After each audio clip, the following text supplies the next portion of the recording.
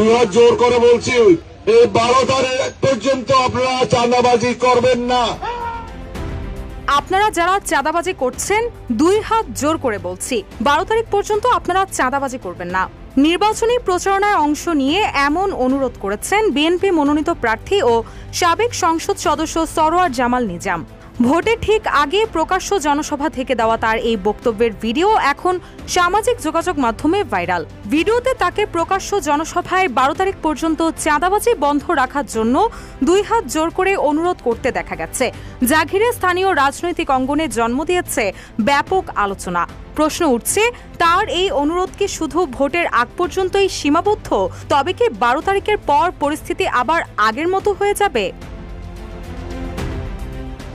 6 ফেব্রুয়ারি দিবাগত রাতে আনোয়ারা উপজেলার চাতুরীর চৌমোহনী বাজারে একটি নির্বাচনী কার্যালয় উদ্বোধনের সময় সরোয়ার জামাল এই বক্তব্য দেন। ফেসবুকে ছড়িয়ে পড়া 55 সেকেন্ডের ভিডিওতে তাকে বলতে শোনা যায়, চাতুরী আনোয়ারার একটি গুরুত্বপূর্ণ অর্থনৈতিক এলাকা।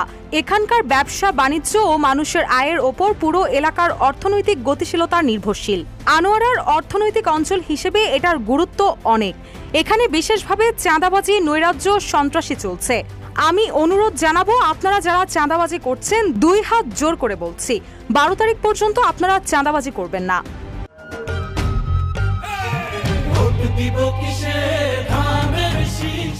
সরোয়ার জামাল নিজাম তার বক্তব্যে আরও হুঁশিয়ারি দিয়ে বলেন, দলের ভাবমূর্তি নষ্ট করার জন্য যদি কোনো কুচক্রী মহল বিএনপির গায়ে কালিমা লেপনের চেষ্টা করে, তবে কাউকে ছাড় দেওয়া হবে না।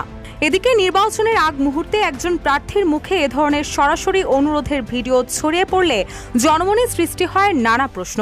প্রার্থীর এই সময়সীমা বেঁধে দেওয়া অনুরোধের আসল অর্থ কি, তা নিয়ে সাধারণ মানুষ ও ব্যবসায়ীদের মধ্যে মিশ্র প্রতিক্রিয়া দেখা দিয়েছে।